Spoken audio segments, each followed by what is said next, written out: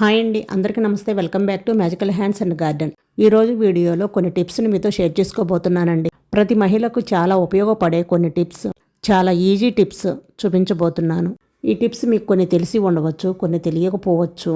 అలాగే కొత్తగా పెళ్ళైన వాళ్ళకు కూడా ఈ టిప్స్ బాగా ఉపయోగపడతాయని షేర్ చేస్తున్నానండి. ఫస్ట్ టిప్ వచ్చేసి, మనం దీపారాధన చేసేటప్పుడు దేవుడు ప్రమిదల్లో నూనె పోస్తాం కదండి. తర్వాత ఆ ఒత్తులకి ఇలా కర్పూరం అనేది కొంచెం రాస్తే కనుక, మనం ఎన్ని ప్రమిదలు పెట్టుకుంటే అన్ని ప్రమిదలకి ఇలా కర్పూరం రాస్తే కనుక చాలా మంచిదన్నమాట. ఇలా కొంచెం ఒత్తులకి రాసి కొంచెం ఆ నూనెలో వేసామనుకోండి, కర్పూరం ఎక్కువసేపు దీపారాధన అనేది ఉంటుందన్నమాట. త్వరగా కొండెక్కకుండా చాలా ఎక్కువసేపు ఉంటుంది. అలాగే జవాతి పౌడర్ ఉంటుంది కదండి, మార్కెట్లో కిరాణా షాపులలో ఎక్కడైనా దొరుకుతుందండి. ఇది కేవలం 20 రూపీస్ ఉంటుంది. ఈ జవాతి పౌడర్ కొంచెం మనం దీపారాధన కుందులల్లో ఈ నూనెలో వేసామనుకోండి, ఇల్లంతా మంచి సువాసన వస్తుంది, గుళ్ళో ఉన్నట్టుగా అనిపిస్తుంది అన్నమాట. ఎవరైనా బయట నుంచి ఇంట్లోకి రాగానే మంచి సువాసన వస్తుంది. ఏంటండి మీ ఇంట్లో గుళ్ళో వాసన వస్తుందని మిమ్మల్ని తప్పక అడుగుతారు. ఇల్లంతా మంచి సువాసనగా ఉంటుంది. కొంచెం చిటికెడు వేయండి సరిపోతుంది, ఎక్కువ వేయ అవసరం లేదు, కొంచెం వేస్తే సరిపోతుంది. మంచి సువాసన వస్తుంది. అలాగే మనకు కూడా మనసు ప్రశాంతంగా ఉంటుంది. మనం కూడా గుళ్ళో ఉన్నట్టుగా ప్రశాంతంగా ఉంటుందన్నమాట. అలాగే కొంతమంది దీపారాధన చేసేటప్పుడు అగ్గిపెట్టితో ప్రమిదలను వెలిగిస్తూ ఉంటారు. అలా వెలిగించకూడదండి. ఇలా అగరబత్తీలతో కానీ, లేదా కర్పూరం వెలిగిస్తాం కదండి, కర్పూరం దాంట్లోనైనా ఒత్తికి ఆయిల్ రాసి పెట్టి దాంతోటైనా వెలిగించాలి, లేదా అగరబత్తి కడ్డీతోటైనా వెలిగించాలి. చాలామంది అలా వెలిగిస్తారనమాట. తెలియని వాళ్ళ కోసం చెప్తున్నాను. నేనైతే రోజు డైలీ ఇలా పూజ చేస్తానండి. ఈ టిప్ కనుక నచ్చితే లైక్ చేసి ఉపయోగపడే వారికి షేర్ చేయండి. సెకండ్ టిప్ వచ్చేసి, మీరు బనానా తిని తొక్క పడేస్తున్నారండి. అలా పడేయమాకండి. ఈ బనానా తొక్కలో చాలా ఉపయోగాలు ఉన్నాయండి. అవేమిటో ఇప్పుడు చూసేద్దాం రండి. బనానా మనం తిన్న తర్వాత ఆ పీల్ ఉంటుంది కదండి, ఆ పీల్ని ఇలా చిన్న చిన్న పీసెస్గా కట్ చేసుకోవాలి. ఇలా చిన్న చిన్న పీసెస్గా కట్ చేసుకోవాలన్నమాట. మీ దగ్గర ఎన్ని బనానా తొక్కలు ఉంటే అన్ని బనానా తొక్కలని ఇలా చిన్న చిన్న పీసెస్గా కట్ చేసుకొని ఒక డబ్బాలో వేసేసుకోండి. నేను ఆల్రెడీ డబ్బాలో వేసి చూపిస్తున్నాను చూడండి. వాటర్లో వేసి తర్వాత ఆ డబ్బాలో ఈ బనానా పీల్ మొత్తం మునిగేంత వరకు వాటర్ పోసి 2-3 డేస్ వరకు అలా పక్కన పెట్టేసేయండి. ఇవి 2 డేస్ బనానా వాటర్ పక్కన పెట్టి ఉంచినివ్వండి. చూడండి, వాటర్ కలర్ కూడా లైట్ ఎల్లో షేడ్ వచ్చేసింది కదా. ఇప్పుడు ఇందులో కొంచెం పసుపు కూడా వేసుకొని మొక్కలకు ఇవ్వచ్చు. ఇంకా చాలా మంచిదండి. మొక్కల్లో ఏమైనా ఇన్ఫెక్షన్ ఉన్నా అలాంటివి కూడా రాకుండా ఉంటాయి అన్నమాట. ఏర్ల దగ్గర కొంచెం చిన్ని పురుగులు, ఏరు పురుగు అంటారు కదండి, ఏరు దగ్గర ఉంటుంది కదండి, త్వరగా మొక్కలు అనేవి చచ్చిపోతూ ఉంటాయి.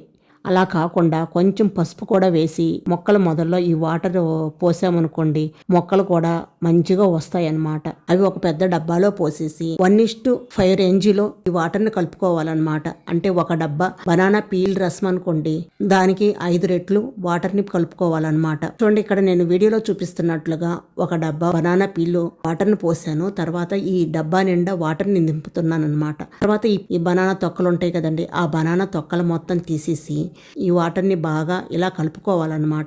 ఇలా కలిపిన తర్వాత ఇవి మొక్కలకి ఇచ్చామనుకోండి, చక్కగా పూలు పూస్తాయి. ఆకులు కూడా చాలా పచ్చగా ఫ్రెష్గా ఉంటాయి. ఈ బనానా ట్రీలో మంచి విటమిన్స్ ఉంటాయి. వాటి వల్ల మనకి మొక్క అనేది బాగా ఎదుగుతుంది, పచ్చగా ఉంటుంది, మంచి గ్రోత్ ఉంటుందన్నమాట. పీల్ అనేది మనం తిన్న తర్వాత ఊరికే పడేస్తాం.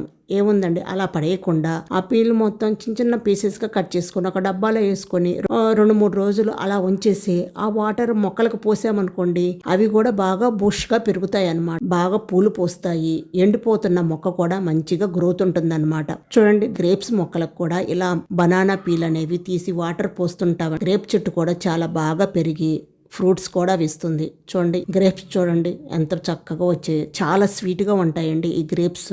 ఈ బ్లాక్ గ్రేప్స్ అండి. అవి పండిన తర్వాత మనం తిందాం అనుకుండే లోపే ఉడతలు మొత్తం తినేస్తున్నాయండి. పండినంత వరకు కాయలు కోసిస్తూ ఉంటాను. ఆ వీడియోని మీతో షేర్ చేస్తున్నాను.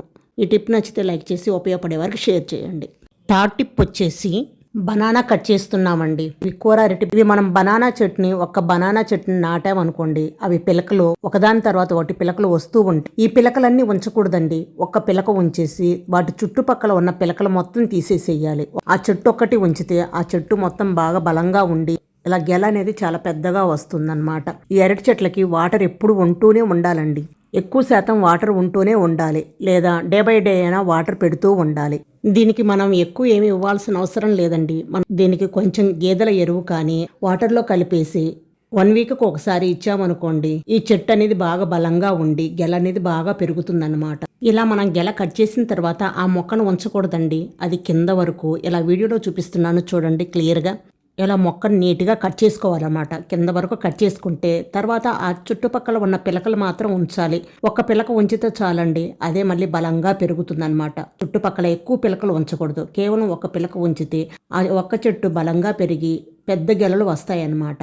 ఒక మొక్క నాటితే చాలండి, అవి పిలకలు వస్తూనే ఉంటాయి. ఇది మొక్కలు ఉన్న వాళ్ళకి బాగా ఉపయోగపడుతుందని ఈ టిప్ చెప్తున్నాను. టిప్ నచ్చితే లైక్ చేసి ఉపయోగపడే వరకు షేర్ చేయండి. 4th టిప్ వచ్చేసి, మీకు తమలపాకులు బాగా బుష్గా బాగా పెరగాలి అంటే ఒక చిన్న టిప్ చెప్తాను చూడండి. తమలపాకు బాగా రావాలంటే దానికి మనం బియ్యం కడిగిన వాటర్ కానీ ఆనియన్స్ తొక్కలు ఉంటాయి కదండి, ఆ తొక్కలు వాటర్లో వేసి 1 డే ఉంచిన తర్వాత ఆ వాటర్ కానీ ఈ తమలపాకు చెట్టుకు పోసామనుకోండి, 2 డేస్కి ఒకసారి లేదా 5 డేస్కి ఒకసారి ఇచ్చామనుకోండి, ఆకులు అనేది బాగా పెద్దగా వస్తాయి. చూడండి వీడియోలో చూపిస్తున్నాను చూడండి, ఆకు ఎంత పెద్దగా వచ్చిందో, ఎంత ఫ్రెష్గా ఉందో, చాలా బాగా పెరుగుతుందన్నమాట.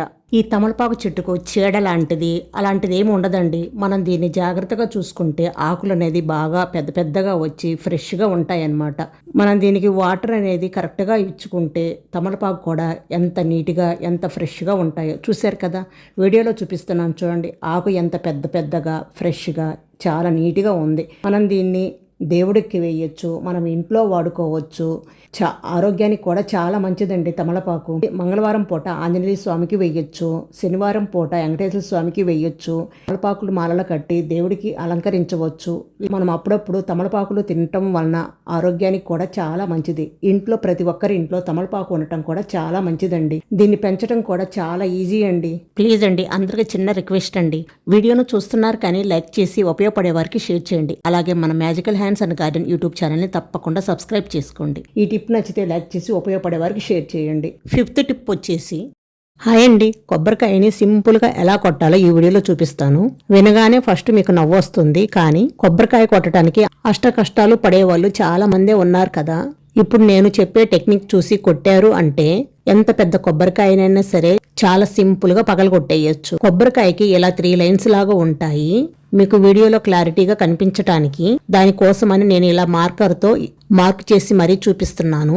వీడియోలో మీరు ఒక్కసారి అబ్జర్వ్ చేసినట్లయితే కొబ్బరికాయకి 3 పార్ట్స్గా డివైడ్ చేసుకున్నాం కదా, 2 ఇంటూ మార్కులు, ఒక రైట్ మార్క్ పెట్టాం కదండి. ఈ 3 పార్ట్లలో కొబ్బరికాయ అనేది ఈక్వల్గా అస్సలు ఉండదు. ఒక పార్ట్లో ఒక 10% అనేది ఎక్కువగా ఉంటుంది. ఆ ఎక్స్ట్రా దగ్గర మనం కొబ్బరికాయని కొట్టామంటే చాలా సింపుల్గా పగిలిపోతుంది. ఒక్క దెబ్బకే కొబ్బరికాయ పగిలిపోయింది చూసారా. ఈ టెక్నిక్తో గాని మీరు కొబ్బరికాయ కొట్టారు అంటే ఎంత పెద్ద కొబ్బరికాయనైనా చాలా సింపుల్గా పగలగొట్టేయచ్చు. ఈ ఐడియా మీకు ఎలా అనిపించింది? నచ్చితే లైక్ చేసి ఉపయోగపడే వారికి షేర్ చేసి, మీకు ఈ టిప్స్ అన్ని బాగా ఉపయోగపడతాయని అనుకుంటున్నాను. వీడియో నచ్చితే లైక్ చేసి magical hands and garden YouTube ఛానల్ని తప్పకుండా సబ్స్క్రైబ్ చేసుకోండి. మరొక బ్యూటిఫుల్ వీడియోతో మళ్ళీ కలుద్దాం. Thank you for watching.